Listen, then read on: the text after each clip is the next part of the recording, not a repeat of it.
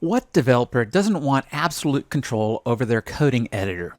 Perhaps you prefer a dark background and neon blue text for your code.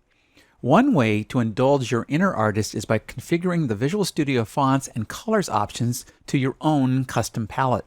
Before I show you how to customize the individual code settings, let's look at the general color themes available to Visual Studio users. To do that, I'll go to the Tools Options menu. Then open this Environment General section.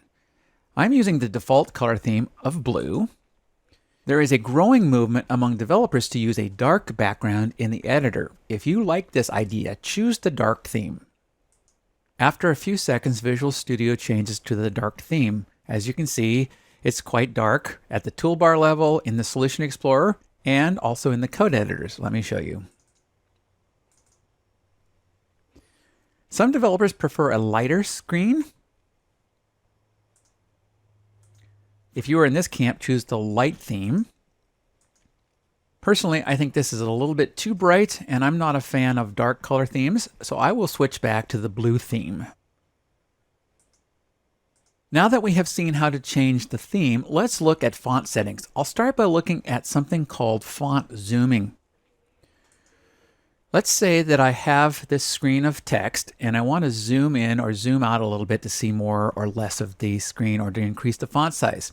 I can do that by holding down the Control key and scrolling the mouse wheel, like this.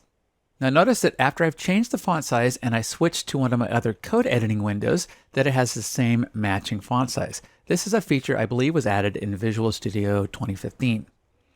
Now if you'd rather enter a specific zoom level, move to the lower left-hand corner of your screen and use this drop-down. You can also type a number in here. I prefer 120% when I'm recording videos, so that's what I'll use. Next, let's talk about changing our programming font. The default is to use a font called Consolus, which is a font that was created for Microsoft and is optimized for working on LCD panels. If you are going to change it, you should consider what makes a good programming font. It should have clean letter shapes and distinguishable punctuation. Also, you want a font that makes it easy to differentiate between confusing characters, like the letter L and the number 1, or the letter O and the number 0. Another case that can cause problems, especially at smaller font sizes, is curly braces. They can look a lot like parentheses. Make sure you choose a font that makes a distinction between these two. Most of the developers I know prefer monospace fonts. I've provided on line 22 a definitive list of free monospace fonts. Let me show you how to change your font in Visual Studio. Move to this section, Font and Colors, and then open this drop down here. Visual Studio shows you all of the fonts installed on your computer, and all of the monospace fonts are shown in bold text. I'm going to change to this one, Deja Vu Sans Mono, which is a free open source font that's popular in some camps. Now keep an eye on the text over here in my code editor and see what happens when I click on the OK button. As you can see, it has a distinctive new look.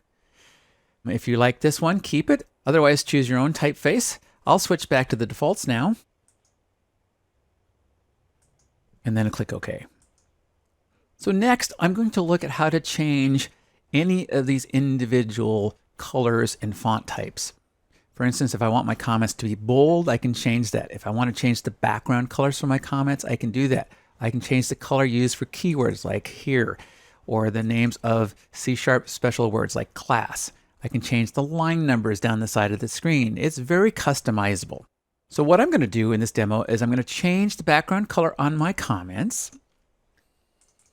I'll also look at these matching braces. Let me show you what I mean. I've put my cursor on line 20 and I'll move one character to the left. Now what's happening is Visual Studio is matching the braces. If you look on line 29, you'll see that there's a light gray background down there on the curly brace, and there's also a matching one on line 20. I find this too subtle, and I would like to make this a little bit more distinctive. While I'm doing this, I'll also look at changing the way the highlight is shown for the active line. Now, if you see on line 20, there's a light gray bar across the top and bottom of that line. As I move my cursor up and down with the arrows, you can see that those lines move up and down. Let's change those 3 items. So that is done here in this section. There's a lot of different things you can change in here. If you scroll down this list, you'll see that it's a huge list. I can change the selected text, the indicator margin, what the line numbers look like. I'm looking for the comment section, so I'll type in the letter C and then scroll down. Here it is. Now let's look at how this is set up. I have the default color, which is green. If I don't want to use the default and I want to use the standard Windows colors, I can choose this item here, automatic. That would mean I'd have a black text on a white background. I can override the color with any of these predefined colors, or I can click on the custom button. I'll do that for the item background. I'll click on custom, and then I'll dial in a color that I like. I usually like a light yellow color in the background of my comments. So I'll pick yellow over here, and then choose a lighter saturation value, like that, and then click on OK. Now I'll set the brace matching. I'll choose this item here. Again, I'm looking at the default background, which is this kind of light grayish green color. So I'll click custom. I prefer an orangish color, so I'll pick orange here, and then again, change the saturation level. That looks good. And then finally, I'll look for the highlight current line, and I'll change its background. Choose a very light gray color. Now I'll click on OK and keep your eye again on the code window. You'll see the changes immediately. And so my comments. As you can see, my comments now have a yellow background. If I choose a new row in my code, you can see the gray background now. And then finally, if I move my cursor 1 character to the left, it'll cause the brace matching to happen. And you can see now on line 29, it's much more distinctive look for that curly brace matching technique. This also works for things like parentheses. There are tons of other settings available in that dialog. Let me show you. If you look up here in where it says show settings for, currently I'm just making the changes for the text editor, but if you look in here, there's settings for the fonts for the printer, for the code lens, for statement completion, and many other items. Before continuing, I will reset to the defaults so that these settings don't affect the rest of the videos. I do that by clicking on the Use Defaults and then clicking on OK. You can spend a lot of time exploring all the font settings in that dialog. Before long, you will have your own customized code editor that will make you a happier developer and that will be the envy of your peers.